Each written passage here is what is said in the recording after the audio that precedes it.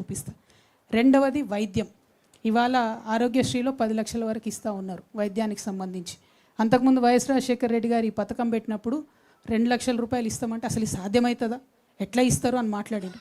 ఆ 2 లక్షలు పోయి మరి ఇలా 10 లక్షల వరకు ఇస్తుంటే ఎట్లా సాధ్యమవుతుందని అడుగుతలేరు. కానీ ఇంకొంచెం మనసు పెట్టి ఆలోచన చేస్తే ఇవాళ క్యాన్సర్ జ్వరం వచ్చినట్టు వస్తుంది, కానీ క్యాన్సర్ క్రోసిన్ వేసుకుంటే పోదు మరి.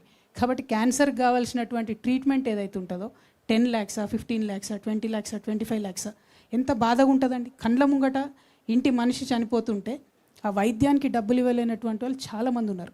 నిన్నగాక మొన్న గద్వాల్లో ఒక ఎగ్జాంపుల్ చూసినాం. గవర్నమెంట్ హాస్పిటల్కి తల్లిని తీసుకపోతే మా దగ్గర లేదయ్యా ఇంతకన్నా వైద్యం, దయచేసి మీరు తీసుకుపోండి అంటే ఓన్లీ 3 lakhs rupees అవుతుంది.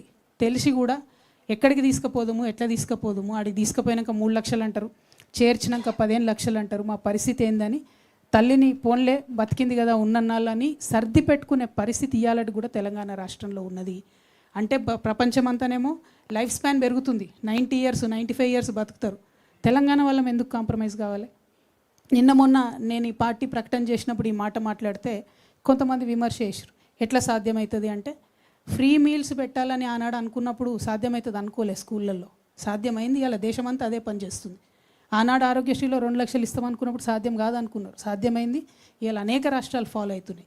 ఖచ్చితంగా ఉచిత వైద్యం ఎన్ని లక్షలు ఖర్చు అయినా సరే తెలంగాణ బిడ్డల ప్రాణాలు కాపాడుకోవడానికి ఖచ్చితంగా మా ప్రభుత్వం వస్తుంది. దాంట్లో ఏ కార్పొరేట్ హాస్పిటల్లో తెలంగాణ వ్యాప్తంగా ఉన్న వైద్యం చేయించుకున్నా ఎంత పెద్ద రోగమైనా ఎంత ఖర్చు అయినా మీ జేబులకెళ్ళి రూపాయి పడకుండా తెలంగాణ రక్షణ సేన ప్రభుత్వం ఖచ్చితంగా సాధించి తీరుతుంది. ఈ 2 మా పంచదన్యంలో మొదటి అంశాలు.